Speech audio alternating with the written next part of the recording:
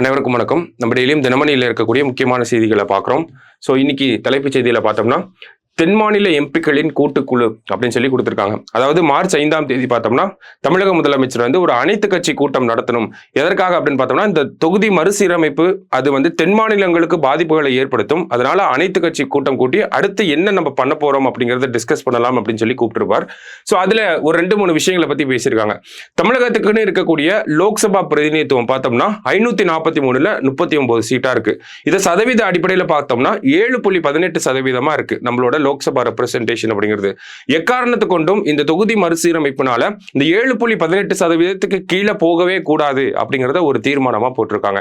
அது மட்டும் இல்லாம நமக்கு 1976 என்ன பண்ணிருப்பாங்கன்னா ஒரு 25 வருஷத்துக்கு எக்ஸ்டெண்ட் பண்ணிருப்பாங்க. லோக்சபா சீட் 543 இருக்கட்டும் அப்படின்னு சொல்லி மறுபடியும் 84வது சட்ட திருத்தத்தில் பார்த்தோம்னா இன்னொரு 25 வருஷத்துக்கு அந்த விஷயத்தை எக்ஸ்டெண்ட் பண்ணிருப்பாங்க. 2026 வரைக்கும் 543 அப்படிங்கிற கவுண்டே இருக்கட்டும் அப்படின்னு சொல்லி. சோ இந்த தீர்மானத்தில் என்ன சொல்லி அப்படின்னா இன்னொரு 30 வருஷத்துக்கு இந்த 543 அப்படிங்கிற கவுண்டே இருக்கட்டும் அப்படிங்கிறதையும் ஒரு தீர்மானமா போட்டிருக்காங்க. அது மட்டும் இல்லாம அடுத்த கட்ட நடவடிக்கைகளை வந்து அந்த விஷயங்களை டிஸ்கஸ் பண்றதுக்கு ஒரு தென் மாநில எம்பிக்கள் எல்லாருமே சேர்ந்து ஒரு டீமா ஒர்க் பண்ணுவோம் அப்படிங்கிறதையும் கொடுத்திருக்காங்க. சரியா? சோ இதுதான் இந்த தீர்மானத்துல பேசப்பட்ட விஷயங்கள்.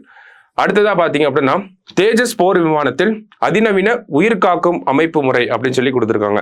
அதாவது நமக்கு இந்த ஃபைட்டர் பிளேன்ஸ் ஜெட் இதுல எல்லாம் பார்த்தோம்னா பைலட்ஸ் வந்து அவங்க பிரீத் பண்றதுக்காக லிக்விட் ஆக்சிஜன் சிலிண்டர் அப்படிங்கிறத பயன்படுத்துவாங்க. ஸோ டிஆர்டிஓ என்ன பண்ணியிருக்காங்கன்னா ஆன்போர்ட் ஆக்சிஜன் ஜெனரேட்டிங் சிஸ்டம் அப்படிங்கிறத டெவலப் பண்ணியிருக்காங்க. அதாவது அந்த லிக்விட் ஆக்சிஜன் சிலிண்டர்ஸ் இல்லாமே அந்த இடத்துல வேற ஒரு எக்யூப்மெண்ட்டை பயன்படுத்தி ஆட்டோமேட்டிக்காவே ஆக்சிஜன் ஜெனரேட் பண்ற மாதிரியான ஒரு எக்ஸ்பெரிமெண்ட் ஒரு டிசைனை வந்து பண்ணியிருக்காங்க.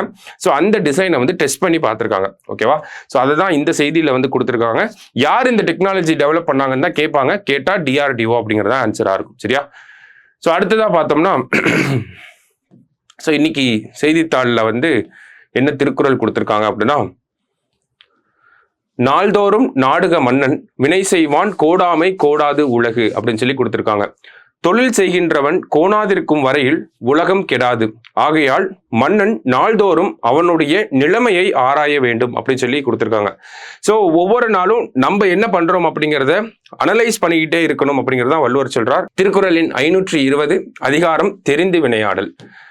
ஸோ கடைசியா பாத்தீங்க அப்படின்னா நமக்கு இந்த தொழிலாளர் சந்தையில பெண்களின் பங்களிப்பு எவ்வளவு இருக்கு, இந்தியா எவ்வளவு அதை இன்க்ரீஸ் பண்ணணும்னு எக்ஸ்பெக்ட் பண்றாங்க அப்படிங்கிறத ஒரு டேட்டாவா கொடுத்திருந்தாங்க.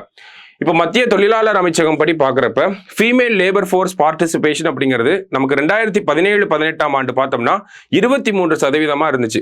அதாவது ஒர்க் பண்ணக்கூடிய நபர்களில் பெண்களோட பங்களிப்பு இப்போ 100 பேர் ஒர்க் பண்ணுறாங்கன்னா அதில் 23% பெண்களாக இருந்திருக்காங்க. ஆனால் இப்போ 2023-24 பார்த்தோம்னா அந்த ஃபீமேல் லேபர் ஃபோர்ஸ் பார்ட்டிசிபேஷன் அப்படிங்கிறது 41.7% இன்க்ரீஸ் ஆயிருக்கு. சரிங்களா?